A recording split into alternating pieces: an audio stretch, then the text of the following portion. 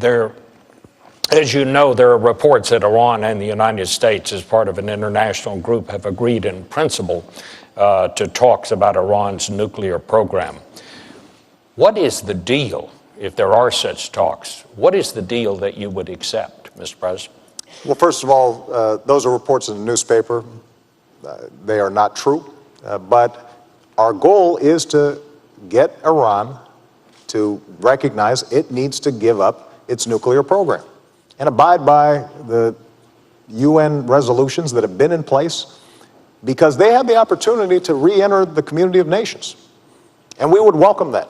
It's because we got everybody to agree that Iran is seeing so much pressure.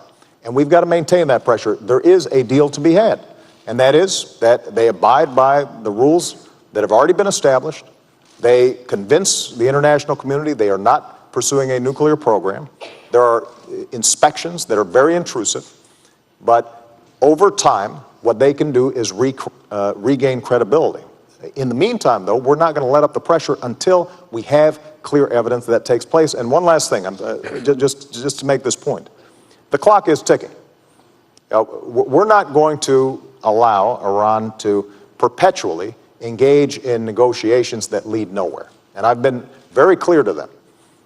Because of the intelligence coordination that we do with a range of countries, including Israel, we have a sense of when they would get breakout capacity, which means that we would not be able to intervene in time to stop their nuclear program.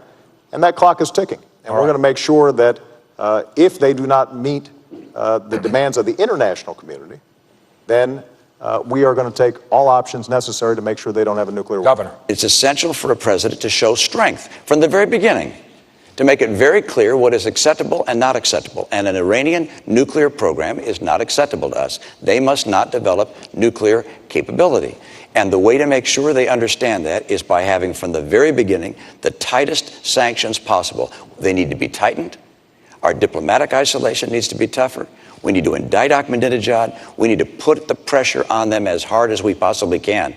Because if we do that, we won't have to take the military action.